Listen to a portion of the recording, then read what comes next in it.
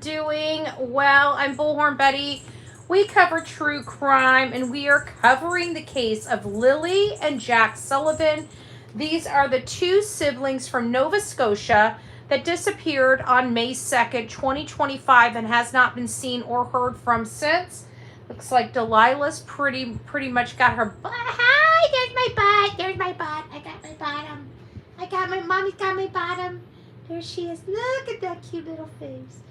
Quit licking me. Quit licking me. I know you love mommy. The little baby. You can't miss a little baby. Say hi, guys. I want to take a bite out of crime. I'm Delilah. I am the crime-fighting dog. I just like to lick and sniff. Lick and sniff. Okay. Love you. Love you.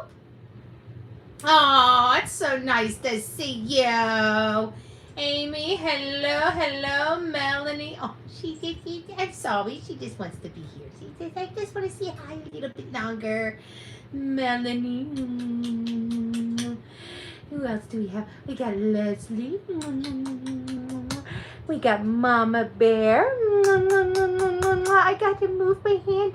I don't want to move my hand. See, I'm just so comfy here, Mommy. You could just keep me here all day. And I would just stay, but I've got to move. I got to say hi to everybody. And if I'm holding you, then can you just sit right here? Right here. There you go. There you go. Captain Nemo, Denise, Cheyenne, Christy, it's nice to see you all. Hello, I'm Bullhorn Betty. Guys, before we get started on our topic, which is obviously Mom is missing, right? We got our cards. Our new cards are in. This one I think I'm going to do. Look how big this box is. So this one has 120 uplifting affirmation cards to inspire confidence, calm anxious thoughts, and bring joy whenever you need it. Isn't that awesome? Look at that. And so I'm thinking that this one, come tomorrow, I think we'll do $5, but you'll get one card of each, each of the things. So it's, we got feel stuck, feel sad, need self-love, feeling anxious, need motivations, need confidence. Maybe we'll, maybe we'll do a little bit of whatever. Well, I don't know how we're going to do them yet. Christy, it's nice to see you. Who else do we got? Blacklisted. So we also got this one. These are Bloom. Encouragement cards, brighten somebody's day with a compliment or positive affirmation. So 5 of these will be one day. We still have our affirmations of a badass, which I love. These are originals. And then we've got, I didn't realize it had a bad word on it, but that's okay. So it's inner strength, or inner peace rather, inner peace. So these are the cards for inner peace. And I think we'll have a lot of fun with these. We need a Pomeranian. We have a Pomeranian. Blech. Captain Nemo. Aw, that's so cute. I love dog. It doesn't matter what dog. Bullhorn, please inspire me. I had some self-love this morning. Well, good for you. Mona, it's nice to see you. Good evening, Denise. Lori, hello. Oh, give me just a second. I got to do one thing before we get started. One thing is super important. We're going to be here for a little bit. And I'm back. Okay, sorry about that. I needed to go change. I think I like these. These are a little bit smaller, but listen to this one. This is just to give you guys a little taste, okay? Just a little taste. Small but mighty. This one says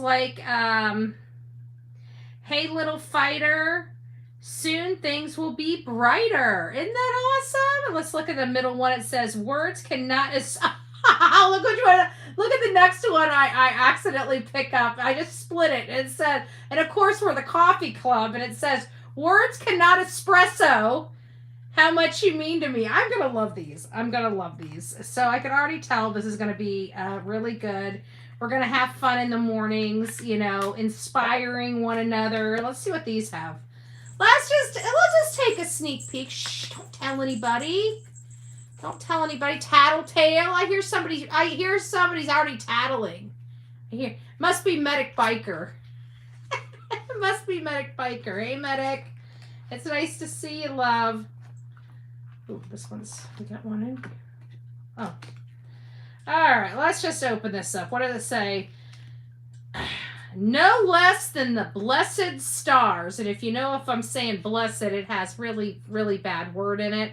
And it says, you are a child of the universe.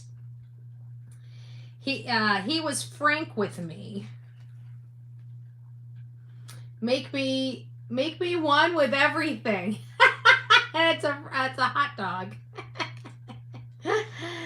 You're a hot dog. You're a ding dong. You're a ding dong. Let's see what this one is. Like a jelly donut full of peace. Oh, it's like my BFF. And it says, find your effing center. We'll know to keep Sonia away from these. I think she might be blushing if we get like tarot cards, but not occult. It's actually more inspirational, like words of affirmation, things to make you, I don't know, give you good vibes. It's definitely not tarot cards by any stretch of the imagination. We're not trying to look into the future. We're just trying to inspire. Right? We're just trying to turn the frowns upside down here on the Bullhorn Betty channel. That's all we try to do every day. You know, while we try to find these youngins that their parents are heathens and do horrible things to their children, and then it takes the whole damn universe trying to find them. You know, that kind of thing. Vicky, it's nice to see you. Hey, oh, ER Blues up in the house. Daffy, it's nice to see you, Mona. Good evening. Good evening. Whispering. It's nice to see you. Sending out good vibes. There you go. Peace and love. That's it. Now you get it. Now you get it. Vicky, it's nice to see you. Tina, hello. It's nice to see you. So we're going to go more in depth tomorrow morning. And for this evening, I had already pulled up some things, and one was the letter. We kind of went over the letter a little bit in part. Hi. Are we going to be here making noise the whole time? Hey, baby. She's a little wiry this evening. So anyways, let me just kind of bring, if you guys can't see her, she is now officially behind me. There she is. There she is. She's a little wiry. Let's let her settle down. Come on. It's okay.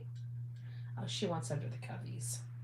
She wants under the covers. She just doesn't realize these aren't the covers. These are just, it's just a throw. And I don't think she likes it because she's not settling down.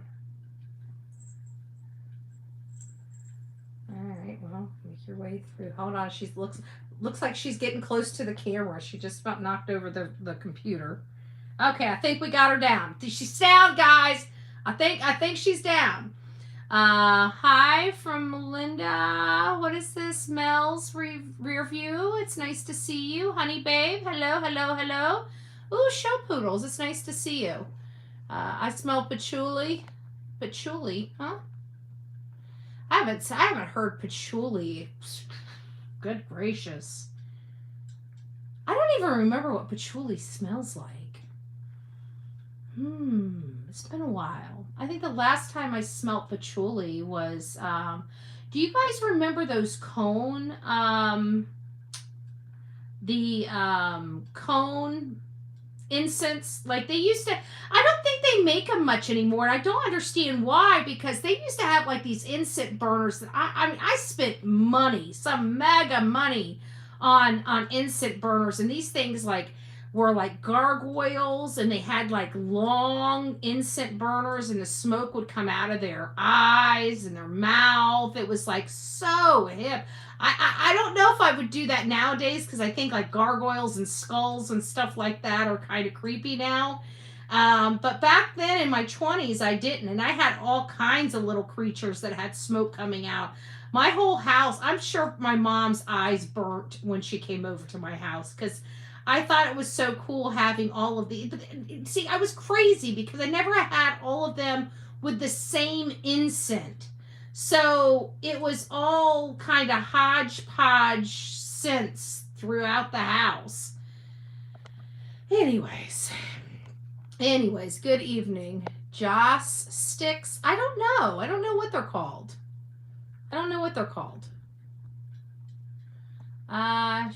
Not looking for. I know. That's what I'm thinking, Tina. So anyways, if you guys are new to this case is, you see over here, these are a brother and a sister. This is Lily Sullivan. She's 6 years old when she disappeared. This is her brother, Jack Sullivan. He was 4 years old when they disappeared. They disappeared this year, May 2nd, 2025. But the story is really, really bizarre. And it's not just, you haven't missed much, Lacey. We're just kind of yapping, be honest with you. You didn't miss nothing. But this case has been really weird from the very, very beginning. We kind of knew something just wasn't jiving with this case. Something's not jiving with this case. We don't know what it was. At the beginning of this case, Daniel Martel, he's seems like he's wanting to help. He's like almost overly helpful, which really is a pet peeve for me. You can ask my mother, like even when she's overly helpful, I'm just like, Mom, just stop. I hate when you're overly helpful. It's a pet peeve, okay? I'm not going to lie. Hey, plant lady. It's nice to see you. But he seemed to be overly helpful. But early on in the case, what really, I think, just stunk to high heaven. Okay, just immediately, right off the bat, the thing that stunk to high heaven is by the time we learned about this case, Mom was already taken off, right? That's what was irritating. Let's just be honest. Let's just talk about the elephant in the room. Literally, by the time everybody, because this is a Canadian case, we don't really cover a lot of Canadian cases, and there's a lot of people here in the true crime, because, let's face it, America's got its own problems, so we got its own problems pretty stinking bad, so we don't really need Canadian cases, okay? But this is a case that kind of perplexed the logic of many people. This is two siblings that disappeared at the same time, and by the time we're learning of this case, we realize Mom splits. Like, Mom just takes off, and then boom, Mom's like blocking Daniel Martel, the stepfather, or who's perceived as a stepfather, the person that's been in these kids' life for the last 3 years. These children are only 4 and 6, so 3 years to a child for like Jack. He was 1 year old when he met Daniel. Like, Daniel's the only father figure in this child's life. And then you got Lily, which would have been about 2 or 3 years old, and she's 6. So he was really the only father in their life, because Malaya was with their father, Cody Sullivan, which when she left him wanted nothing to do with the children and wanted nothing to do with her. And while Belinda Gray didn't like that kind of makeup, she did everything she could to try to salvage the relationship with these grandchildren. But Malaya, after getting with Daniel Martel, cut off all the relationship with that side of the family. It almost sounds really eerily similar, now that I'm thinking about it, in part to Melody Beattie, right? Or, I keep saying Melody Beattie because we do the language of letting go, but Melody Buzzard. Good gracious, I'm going to have a hard time with that. Melody Buzzard. Because, her mother cut off all relationship with that extended family on her father's side, but it seems a little more contentious than what happened with Malaya. It seemed like Malaya was taking good. Look at this is what the kids looked like when they, before Daniel Martel. Yeah, I guess not really, because this boy's a little bit older, but he's like, I don't know, 2 or 3 here, which is surprising, but he is, because these photos here are not from anytime recently. I think when I pulled these photos, I think these photos were in her photo reel from 2023 or something like that. But I could be wrong. I could be wrong. Couldn't imagine leaving where my children have disappeared from. And then that's the problem. So what we have here is she's wrote a letter, which we did go over that, but didn't really take a deep dive into it. We talked about it when Matt Thibodeau did I think we did. I might have meant to get to him, but it might have been a day that we ran out of time and I had to cut some of the stuff that I was planning on talking about for the show, because some of these shows I talk about several different topics on, and when I do that, it kind of takes away, and sometimes, because I usually do the meat and potatoes at the end, and if I get stuck somewhere or go a little long in one of my front stories, then it doesn't leave a lot of time at the back. Hey, Mom, first. It's always nice to see you. Ashley, good evening. But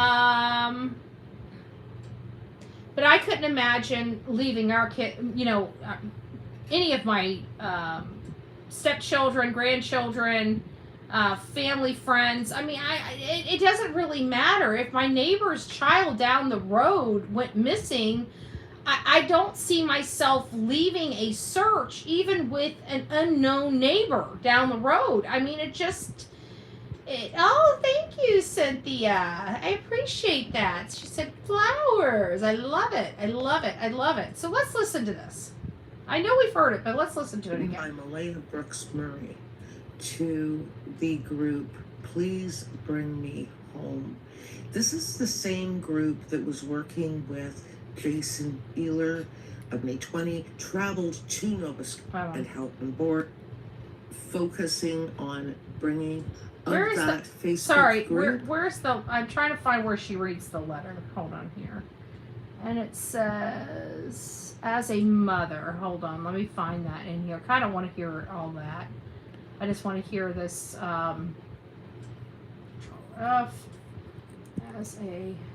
there it is. Okay, here it is.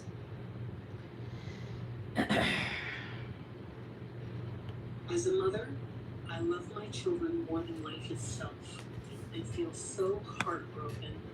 Now this is a digital, like somebody plugged this into the system. Hopefully you guys can hear it fine. If not, then we'll go over it again tomorrow. Not being able to hold my two children, Lilly and Jack, kiss them, breathe in their scent, or tuck them into bed, dress them, wake up to their sweet smiling faces. Hey, West Virginia. Them to come back home to me is a greater feeling. Can you guys hear that? And I would never imagine. Maybe I need to do it this way. Or put into words how I'm feeling. There is not one single day, minute, or second that goes by that I am not thinking about my children. I walk into a store and all I see is things they love that I want to get them for them. When they come home. That's the last. I'm gonna have to do it on the system. We'll do it tomorrow. The toys they love. But we'll go through the whole entire letter. But it was a bunch of bullcrap. The letter was a bunch of bullcrap.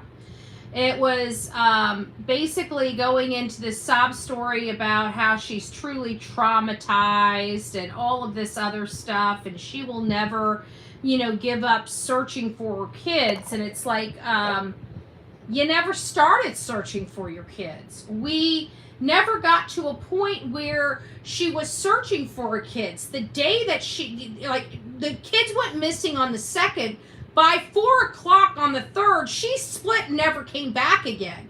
But see, guys, you got to remember, we have to remember all the details going on at this time, which it was, we learned on Drunk Turkey Show with Daniel. Daniel and Daniel were on there, and Daniel from the Drunk Turkey Show was giving Daniel Martell an interview and discussing some things, and a few things we learned which didn't really make sense is the pink blanket was clearly planted. Why would anybody need to plant a pink blanket if the children just wandered off? And then it goes back to the lone boot print.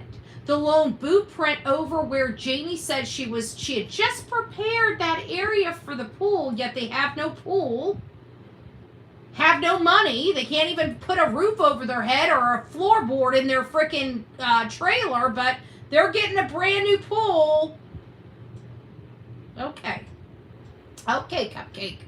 Oh my gosh, Big Betty, I love that.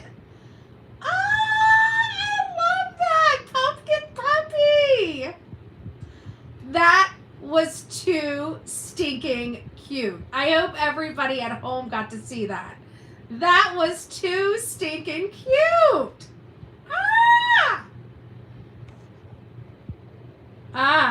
Yeah, the pool, it's just off. It's off. No, because you didn't look. She knows what happened, as she knows, like we all know, the children are not coming back. Bingo, winner, chicken dinner. That is absolutely 100. And I think that that's what it is. But I don't think that that's the reason why she ran off. I think she ran off because they were challenged. I think they ran off because law enforcement, it was the pink blanket that spooked her. You know, because I think that they're doing wrong. I think something happened. I don't think these children were taken away by Malaya's family so she could get away from Daniel and reunite later. I don't believe any of that. That is a red herring in my world. I don't trust that to be true. I don't think that has anything to do with it. I think something happened because these kids kept getting black eyes. Okay? And Malaya wants to say she doesn't discipline the kids. Daniel wants to say that he doesn't discipline the kids, but the kids keep getting black eyes. And I'm sorry, you guys are parents, okay? You guys have a whole bunch of different age children. Some of you guys have young children. Some of you guys have grandchildren, right? And you've already raised your children. You guys know personally how often your children have gotten black eyes, how rough your children are. I can't make that determination for you. All I know is my grandchildren, they were brutal. Okay, I don't know if I told you about them, but there's been some times that they had tested my patience to no end. I had a child with a freaking goose egg off her head like this. I had one that had a bite mark to the point where it was almost bloody. I was so angry that I had to put them in corners. I couldn't put my hands on them because I was scared if I put my hands on them. You guys know where I was, right? I was upset. I was fit to be tied. And all I could do was make those girls, because I couldn't let them go to sleep. One had a goose egg on her head. So I made them go stand in the corner. You know, what else the heck do you do? But you know what? Out of all the roughhousing those girls did, and I'm telling you, bats, balls, you know, throwing things, fighting with each other. I've never had a child with a black eye. This family has had multiple black eyes. Lily's had black eyes. Lily got a black eye just on, what was it? May 1st. Was it May 1st? I'm pretty sure it's May 1st. They were at Malaya's grandmother's house washing clothes, and allegedly they came back from that house and Lily was sporting a black eye. Or it was the 30th. Maybe it was April 30th that she got the black eye, and they were called out of school on the 1st, and we all believe it's because they couldn't send the kids to school with Lily having yet again another black eye. I believe there was a tower moment on their home from town to Jack, and they sold Lily because she saw what happened. Ooh. Something happened. I don't believe Janie. Janie just doesn't, she's not, she's older, and I think, you know, by her moving out of her home and giving it to her son and Malaya and the kids, to me, it sounds like, you know, Daniel kind of runs the show there. And I think even his own mother doesn't want to upset him. So I can see where she's going to say whatever he needs her to say. Or if he knew she was in the trailer, he might have set it up where she thought the kids were outside.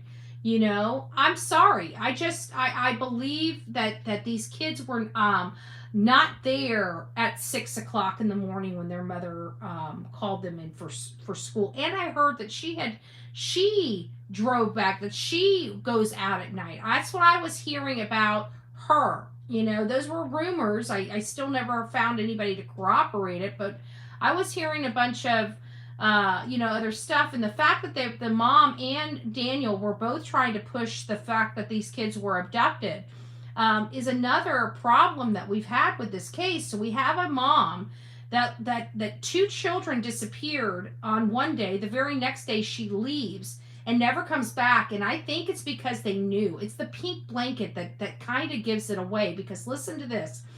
According to Daniel, on the Drunk Turkey Show, when he was describing this pink blanket, there was something very critical he stated. And this specific statement that he made makes it absolutely undeniable who the culprit could be, okay, of the planting of the pink blanket. But again, you have to ask yourself, why was the blanket planted if these children just simply wandered off? This was a 60-gallon bag, according to him. It was a 60-gallon bag that had items in it. And there is a lone hole in the 60-gallon bag. Now, mind you, they have children. They have a 16-month-old baby. What does that mean? In my mind, diapers. Crappy, pissy diapers. Okay? I don't think any Joe Blow that has never been to their house is going to drive their hand through a 60-gallon bag of something that they don't even know what's in, right? Yet somebody drew a hole in that bag at the very spot that there's this pink blanket. One hole, one handprint through, ripped the pink blanket out, pulled it out, and planted it. The only person that could have done that and had that kind of precision in a bag that could have had a mess of shitty diapers in it is a person that put that blanket in that bag. Nobody would have, nobody even just in the house would have just been able to drive their hand in a bag, a black garbage 60-gallon bag. That's a contractor's bag. That's that thick black bag. Hey, Lori, it's nice to see you. The only person that could have been that precise on where that pink blanket is to put their hand through that bag, rip the piece off, and go planted would have been the person that put that pink blanket in that bag. Because not just anybody in the house could have done that. You know what I'm saying? It had to have been the person that put that pink blanket in that bag that would have known where that pink blanket was within that bag. Who was that? Was it Daniel or Malaya? Because that's who planted that pink blanket. Whoever's hand went through that bag in that spot. Go back and listen to that. That's the one thing that got me. But why don't we see Daniel's face here? Because throughout this entire process, this is where it gets even crazier. Daniel is not these children's father. He really isn't. He is not even the children's stepfather. Malaya is not married to Daniel Martell.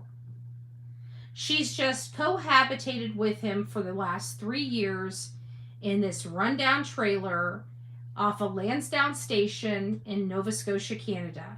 They're about 20 or 30 minutes away from basic civilization. Not, but true, you're right. So they have no internet in this area. There's like one spot in their whole area that they can get internet, right?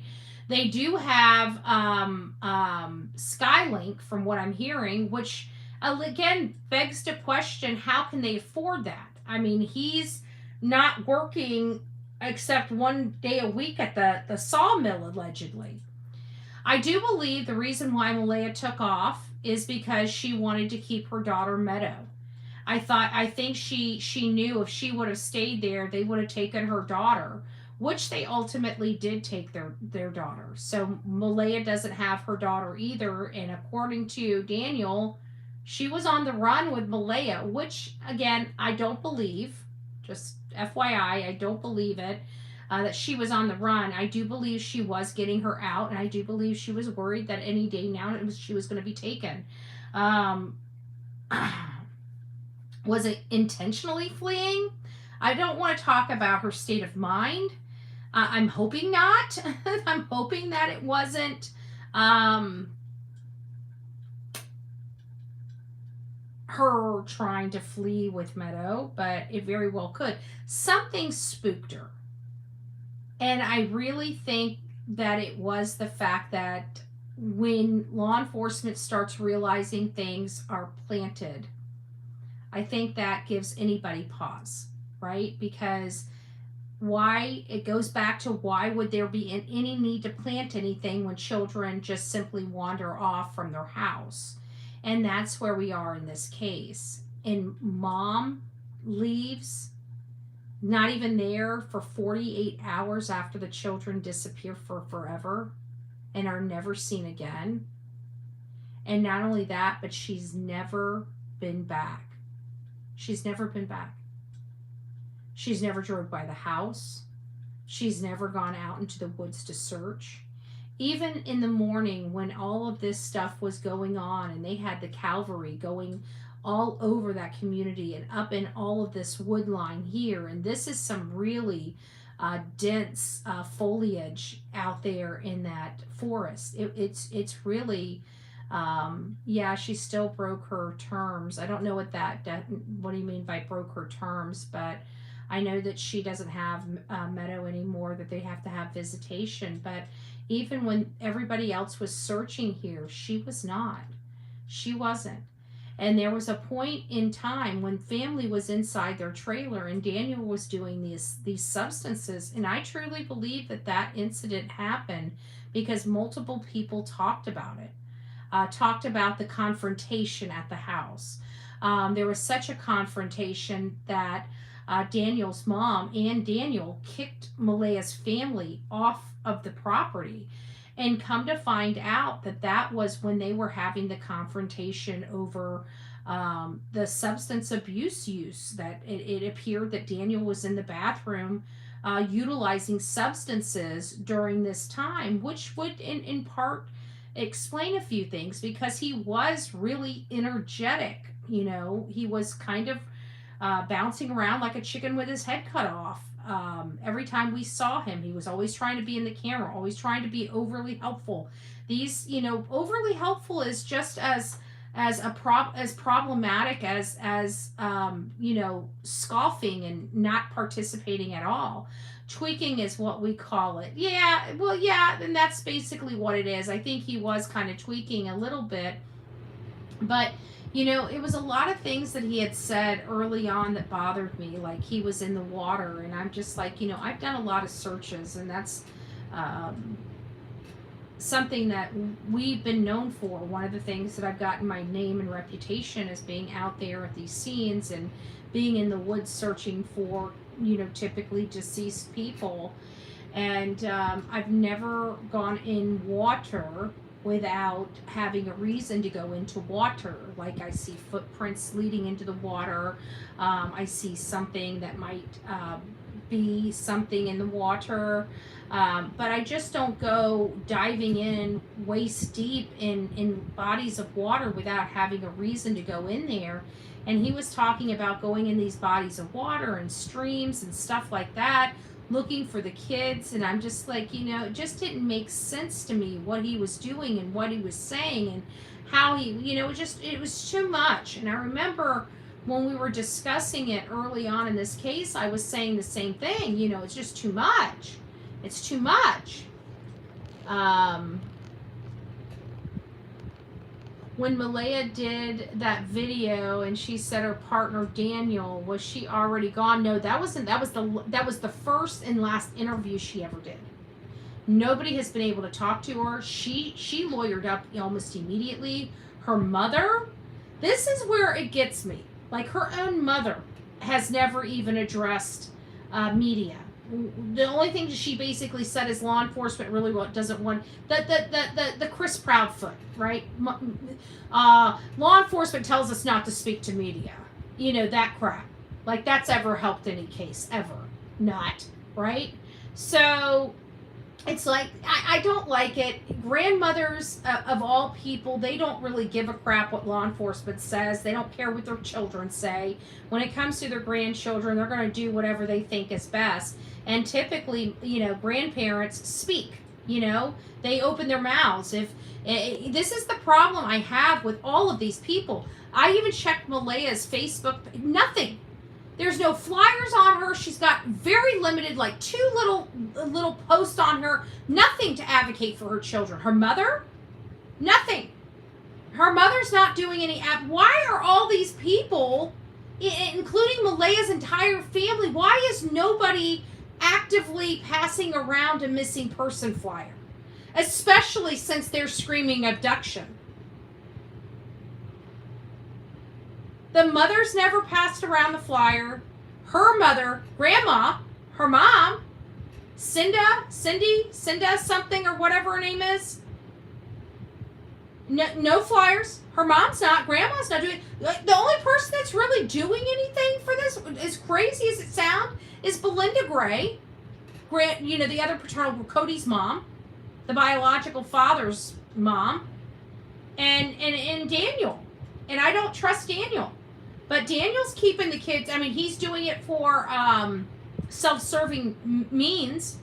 You know, whenever you see a difference between Daniel's interviews and Belinda's interviews. Belinda has a photo of the kids. You know, she's talking about the kids. She's talking about why we're here. She's talking about how, you know, basically she's lost a little hope of finding those children alive. That, you know, when Malaya took off, how she was out there searching for the children, but as soon as she realized Malaya took off and was not coming back, she realized the kids were gone and they weren't coming back.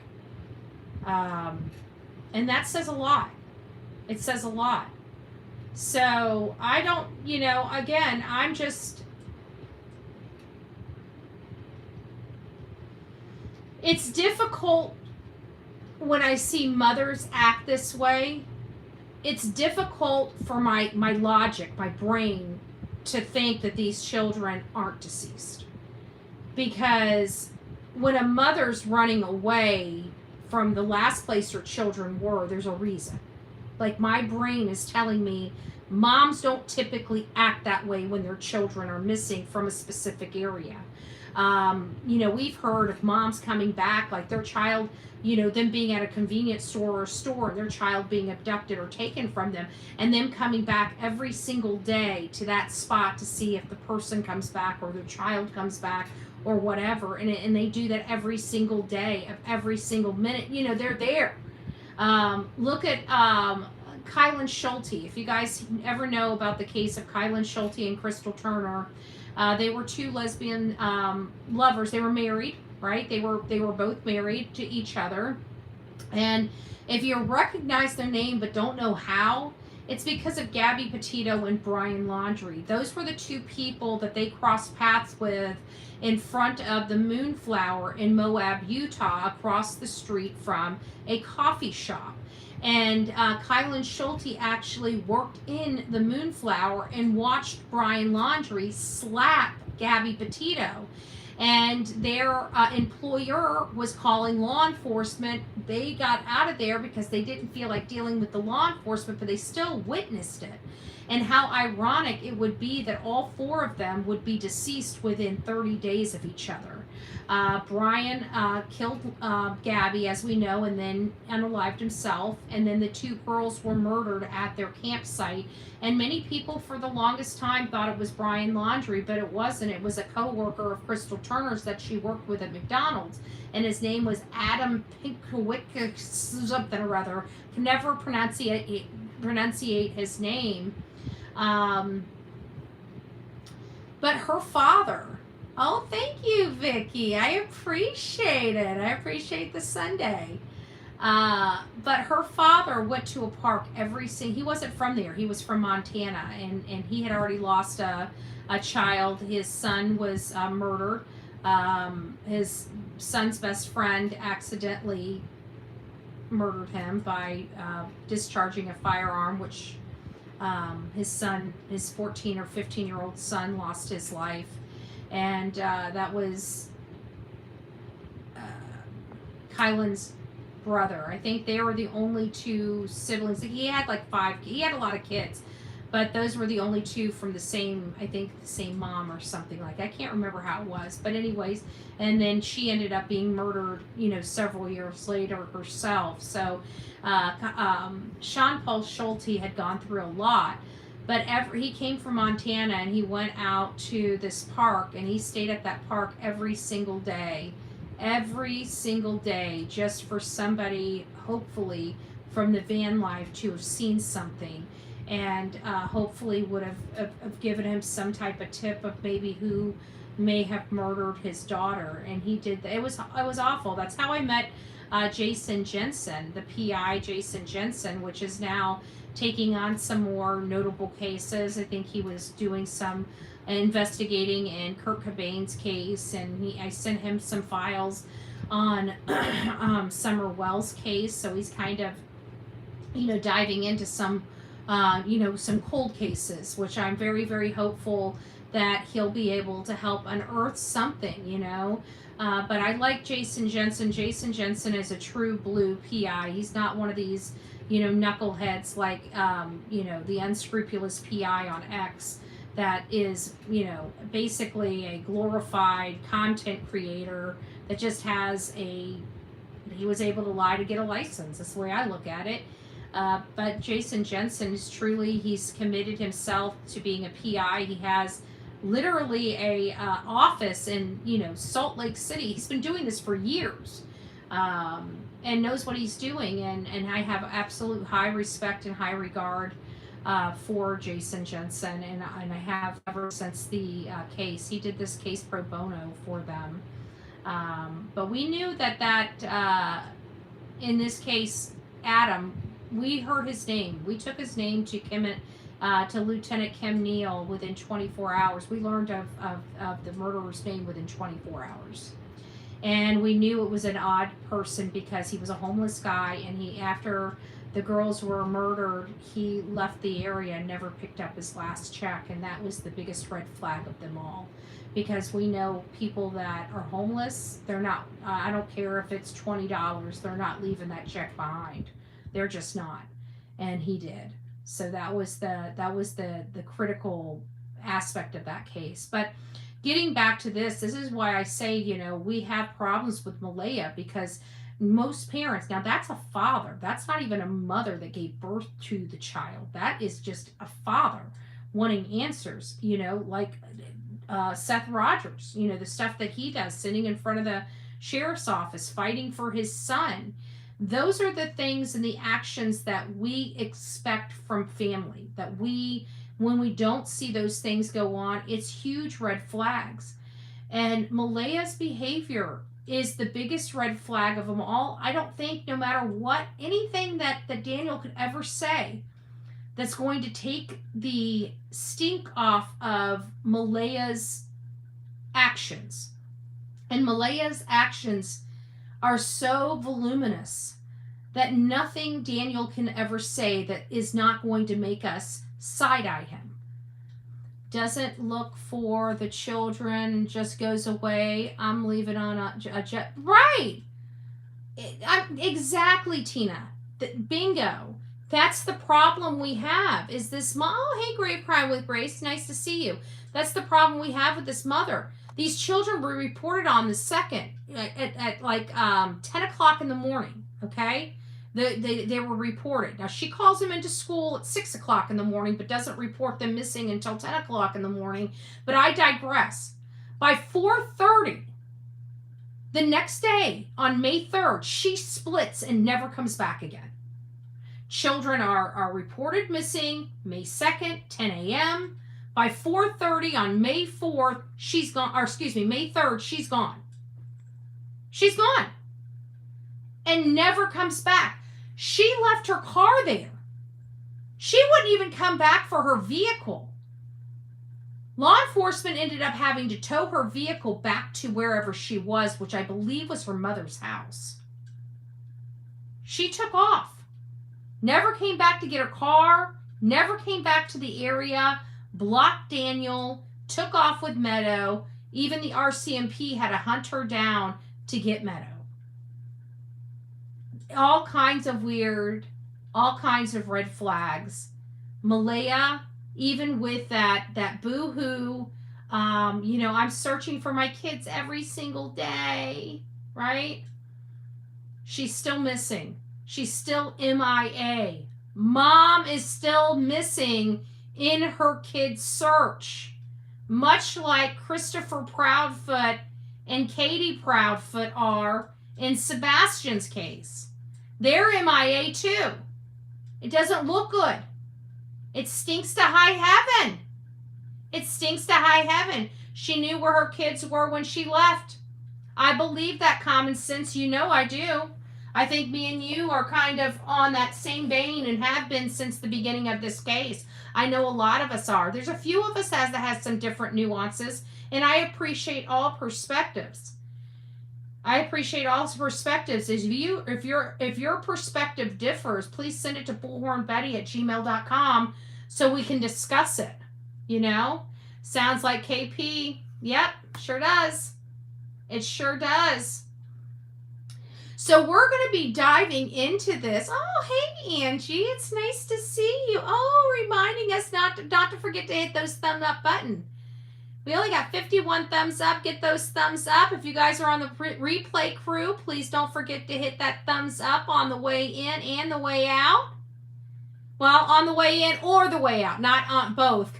They'll cancel each other out. Don't listen to Bullhorn Betty. It's late. It's late. Denise says, Chris and Katie Proudfoot, where is Sebastian, Wayne, Drake, Rogers? You both know. Amen to that. Amen to that. I believe it. I believe it. Guys, don't forget, we got some cards. We're going to be playing some cards this week. These are going to be interesting. I don't quite know how to read these just yet. I tried, so we'll have to figure these out. These are kind of cool. But these seem like they're ultra cool. This is encouragement cards. Encouragement cards. I like these. But those are the 3 decks that I ordered right there. So we're going to play with those. And these were the ones that we had before. See, I mean, look at that. These are going to be good. These are affirmation. I can't wait to break into these. I haven't looked at any of these yet. So this one we'll start out with tomorrow. We'll start out with these tomorrow and see how those work out. I can't wait. Well, I can't either, Melly. I'm kind of excited. I'm kind of excited. Tulips, it's nice to see you. So we got the cards, we got the buttons. Oh, it's my best friend's. I forgot to say it publicly. It is my best friend's birthday today. So I called her and I gave her the most ridiculous, horribly singing I could ever do. Happy birthday to you, right? So, and of course she's like, yay, I'm like, I love you, right? But I never publicly embarrassed her. So happy birthday to my best friend Laura. She's older than dirt. We love dirt. We love making mud pies, You guys like the mud pies too. Don't lie. Just because she's older than the mud pies doesn't mean crap. I just wanted to say Happy birthday to my BFF. She so deserves it. And I got her a shirt, a coffee cup, and a key ring, if you guys were so curious about it. Now, the coffee cup said, you're my favorite bitch. I like bitching with other bitches about, or bitching about other bitches with, I think is the kind of how it went. And the key ring says, I'd slice a bitch's throat for you. And the shirt says, living the Laura life. So that's kind of about me and my BFF.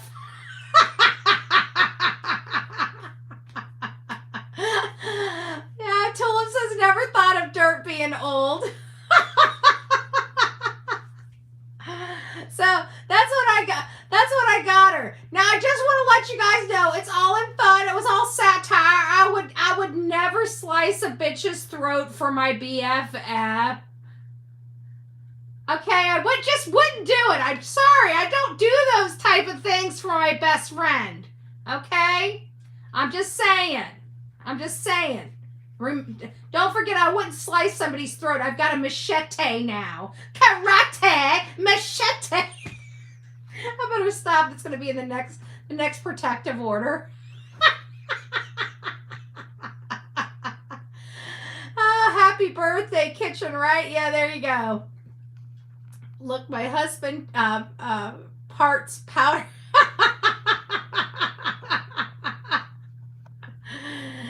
Yeah, we don't use knives over here. We got machetes, okay? And I got a BB gun for target practice since the judge took my steel away from me. All right?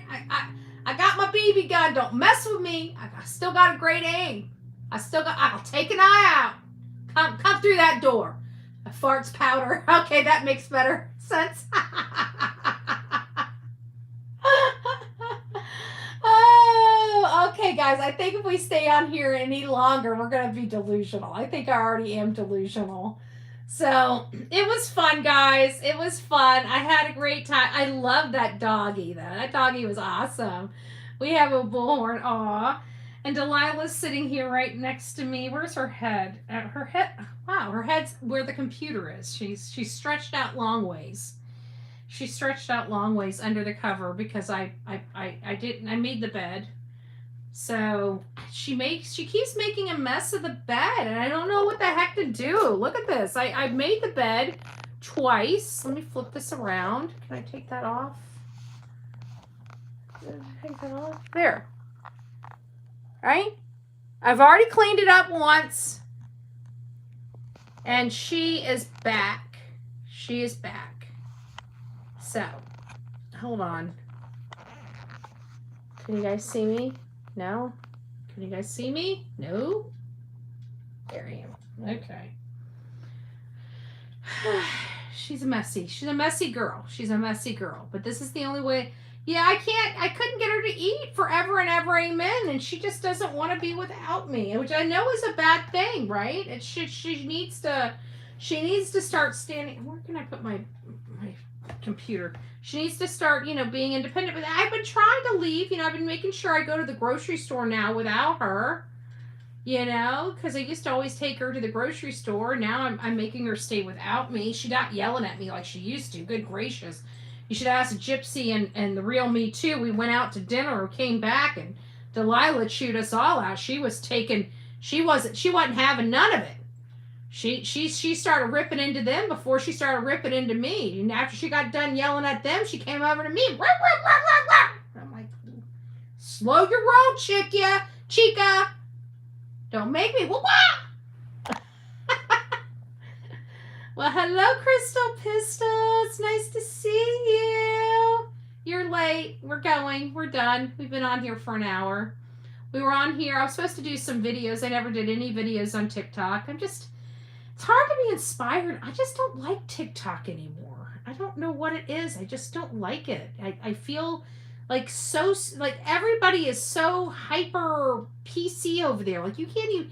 You have to say I'm alive. I mean, you got to be careful even saying gun. I guess because I just talk the way I talk. And I've gotten to the point where I just don't care anymore. And I haven't been getting hit, but it's still frustrating. It's super, super frustrating. And I don't, sometimes I'll just have to get back into it. I just got to get back into the swing of things. We're finally getting up at a reasonable time now. You know, I'm not getting up like 7 o'clock. I'm getting up finally again at 5. I'd like to be getting up around 3:30, 4 o'clock every morning. That's my bread and butter, right? Because I get so much done when I'm up at that time of morning. I don't know. I'm just a morning person. The earlier I rise, the better off I am.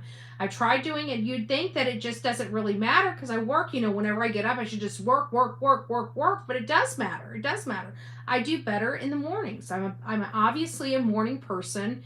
The earlier I get up, the better. And this is proof in the pudding. I was up at like 5 o'clock this morning. I was able to be ultra productive. I made food. I got the floors mopped. This is my 3rd show for today. The only thing I missed was freaking 2 videos, and if I can get 2 videos in by next week, it is 2. So, you know, and I get so tired of it. Like, even when I'm on there like this, you know, and people start getting me pissed off, I'm like, you know, you guys are too freaking sensitive. Like, grow a pair, you know? Grow a pair. I get so sick of this oversensitivity. Like, I just don't have time for it. If you're that sensitive, why in the hell are you on social media? Like, you gotta have freaking thick skin to be on social media this day and age. Everybody's a butthead, you know? That's just all there is to it. They're all just buttheads. Why be online? Yeah, I mean, you know, come on, guys. You guys all had to deal with it. You guys know how much buttheads. You guys are willing to say, okay, I can deal with butthead. Okay. Well, then you must be Beavis. I don't know what to say. Oh, Crystal. Yeah, you are late. We're like wrapping up at this point. I'm still trying to think I'm funny. I still think I'm kind of funny. No, we're not funny tonight. We're not funny tonight. Ouch. My shoulder's itchy. All right, guys. We got the cards for tomorrow. We're set. We're gonna do a real show in the office tomorrow. So be there, be square. And we're going to be picking this up. We're going to listen to that, the reading of, listen to this. I heard that she put that letter or something on social media. So that's what brought me to her page to begin with. I was going to pull that letter because I was going to talk about that letter or take a picture. Well, the letter's gone. Okay, so there's only 2 places I can get it. This one chick that you guys heard, and it's so low that I'm going to have to put it on, I'm going to try to put it on the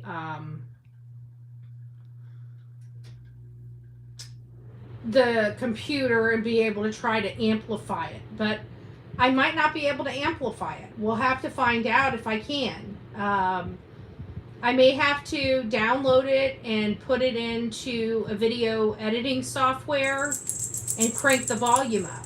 But if it's too low, I may just go to Matt's, because I know Matt read the letter too. I just need somebody to read the letter. I can't find the letter. So it sounds like Justin has it. Okay. But it sounds like she removed it. Wherever she put it, it's been removed. And there's not a whole lot of people that still have it. So that's where we're at. Anyways, guys, that's kind of the direction we're going to be going tomorrow morning. Be there, be square. I don't know what time we're going to be rolling out. I haven't started my new time. All I know is that we're going to be on the main channel in the morning. We're going to, around lunchy time, somewhere like that. We're going to be on the Crime Stories channel, and then we're going to be back here on this channel for an evening show. And that's going to be how we're going to roll out for a little while. And we'll be back on schedule with that. Now, I will start incorporating some videos. I just got to, you know, get inspired, because videos take a lot of editing. It's a lot easier for me to... I'm lazy, so I go live, if that makes sense, okay? You would think that live is a lot more complicated. It's not more complicated. Editing videos, that's more complicated. When I'm live, I'm not editing, okay? I'm just saying. I am not an Olivia. I do not enjoy editing videos. I will not lie to my audience. I do not enjoy editing videos. That's why I try to do lives on TikTok, so I can download them and act like I do this little thing where I just take this and, make it all pretty. Okay, we get it out, move it on, right? I just like the life. I like the life. It's easier. It's easier for Buddy. All right, guys, I'll see you tomorrow morning. Rock it out with your coffee beans out. Don't forget to be fearless. If you see something, say something. An ounce of prevention is worth a pound of cure. And until next time, please be safe, but more importantly, kind to one another. As you can tell, the outro, we got a baby that is going to the stairs. She's ready to go out. She's looking at me on the pillow. She's like, okay, we're ready. We're ready. We're ready. I'll see you tomorrow morning.